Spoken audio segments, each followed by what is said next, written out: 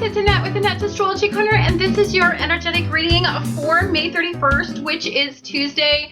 Sorry, I'm kind of shooting in a weird spot because my whole family's over for the Memorial Day weekend, so I had to hide in a bedroom so that I could get you guys your Tuesday shot in time.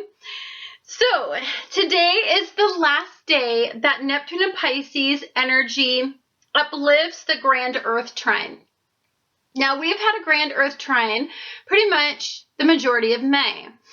And we will still have that Grand Earth Trine, but it won't be uplifted and motivated to move away from past programming, karmic lessons, get a new creative outlook. I think probably idealize,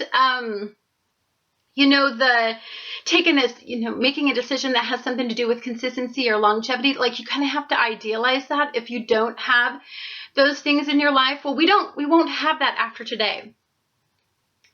So here's the thing. We've had this consistent source of Neptune and Pisces uplifting this Grand Earth Trine, really motivating you to kind of move away from the past. Now, as I've told you before, the past has been part of the duality of the energy that's been going on with the Sun in Gemini and Venus in Gemini.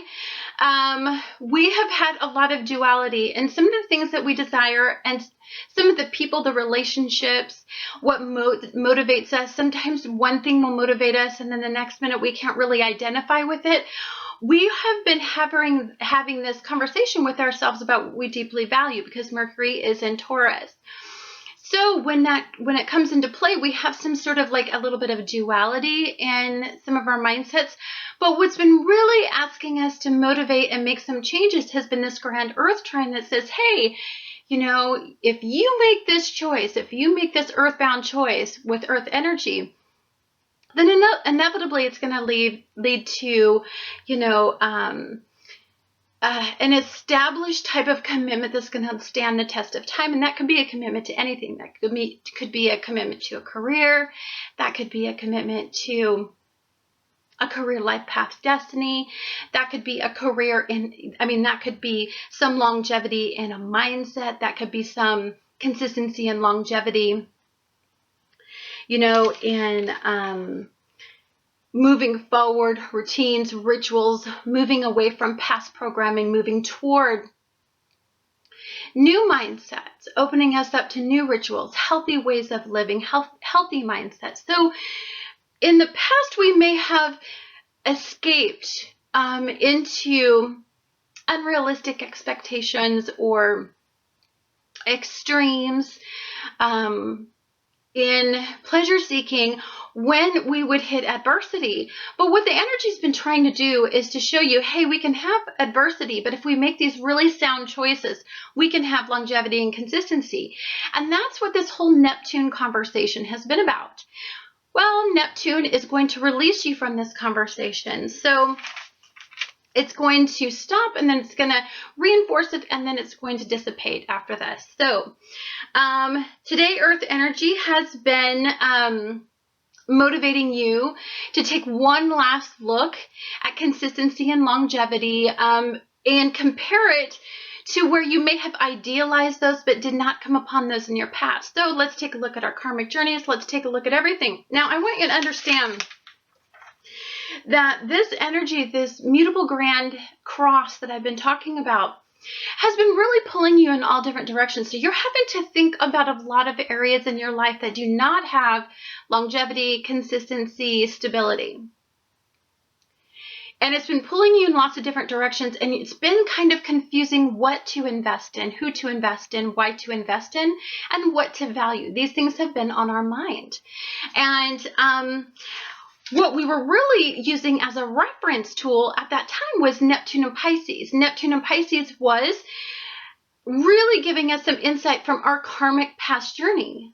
For some of us, we've been on this journey for quite some time. And for some of us, we are starting out our karmic journey, depending on what age you are at and at what cycle of life you're at. And I believe that we go through lives in cycles. I can definitely look back in my past and see like definite cycles where I started new chapters. And I believe that we are at a time in our lives where we are at a tremendous chapter change in our lives, and some of us are going to have to be pulled in lots of different directions before we can identify what we deeply want and value, and why we value it. For some of us, is it this instantaneous need for pleasure, because that can be some of the Gemini energy, and for some of us, and the Piscean energy, because we're moving away from the South Node is in Pisces, the North Node is in Virgo, and so when we're moving, we're trying to really move in the direction of North Node, into ascension, into just really healthy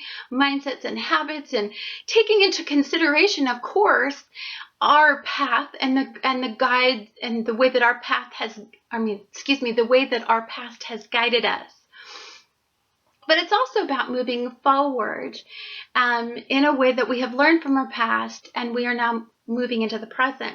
So it's tying up a lot of this energy that we've been thinking about. I think what it's doing is stabilizing our mindsets by adding instability. When we have instability at an extreme, it really does motivate us to take a look at the situation and think, wow, I really need something more than this extreme. And it really makes, an Earth Trine or Earth energy, longevity, stability, consistency, it makes it look better. In the past, extremes were fun. Extremes allowed us to get really high and allowed us to get really low, and we had this extreme lifestyle, and we were just reactive creatures. But now we're not. We're learning that reactiveness doesn't create really good decision making, and so now we're trying to become much more adaptable. So for some of us, this is about getting out of rigid belief systems. For some of this, it's about, asking us about, what we want. And I'm talking in a really futuristic type mindset. Some of us have been really pondering these very important questions. I think today fate is going to play a role in your life. You may not understand completely. Sorry, I'm going to get interrupted a lot, so you guys are just going to have to deal with cuts. For some of us, we're not going to understand this journey, this page turner right now, the ending of the chapter and the beginning of a new chapter. We're not going to understand it. I think when we get closer to the new moon, when we get closer to the Gemini new moon, what I really think it does is put into perspective for many of us, and that depends on if we're connected to the Earth Trine, if we're connected to the mutable cross, or if we're just connected to our planetary energy and aspects, which I will go over. I think it's at a fated time. We're having fated conversations. We're really contemplating fated questions. These questions have been in our lives, but I just don't think that they've been enhanced to quite this degree. And I think it's time that we start to address these issues. I think that just how much energy that has led up to this time has to do with the areas in our life where I believe there is some sort of, unaccountability or lack of responsibility, or just plain wanting to escape what we know that we should do. Like making firm decisions that stand the test of time is probably one of the scariest things we do. But I believe even more so because we've been shown so much inconsistency. How can we possibly make decisions that we feel can stand the test of time? I believe that the energy is really asking us to once again understand that we went through some extreme time and that we're going to revisit some of these mindsets. I think today is the day that fate pushes you in one of two distinct directions, meaning you're either going toward the mutable grand cross, it's going to tear you in a bunch of different directions, you're going to have a very long battle with energies confusing you. What I believe it does is it pushes all those energies in opposite extremes so that you get sick and tired of it and you firm it and you start to know what you don't want. Then I believe that the other direction that you could go is with this beautiful fated Earth Trine that I believe some of you are walking away from karmic journeys that you've been on. You're going to be released from Neptune and Pisces, making you remember, making you recall, making you subjective to the past, and it's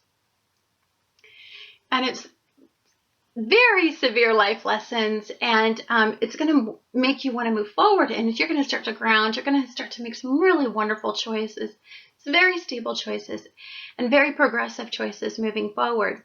Does that mean that if you're caught in the Grand Earth Trine that you are not making very positive decisions? I don't believe so. What I believe that it does is I believe that it creates an interesting conversation with yourself about what you identify with, what you value the most. Do you value stability? Do you value that your decisions pay off?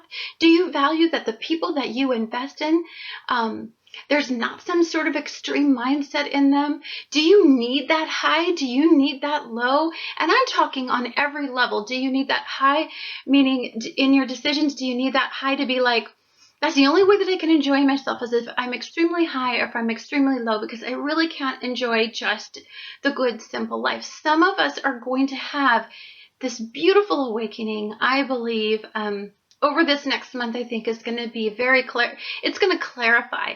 Yes, we still have the mutable Grand Cross. We have a couple of them. Our Earth Trine breaks up, and so I believe that for some of you caught in that mutable Grand Cross, I believe that the pulling in different directions is going to really make you adaptable. It's really going to make you decide on what you don't want, and it's really going to push you onto the same path. Both of these paths were inevitably always going to be the same. It's just what part of the karmic journey are we in? Are we in the part of the karmic journey that's the teaching journey? Are we in the part of the karmic journey where we start over and start anew? Anyhow, guys, thank you so much for watching Annette's Astrology Corner, and I look forward to talking to you guys again tomorrow.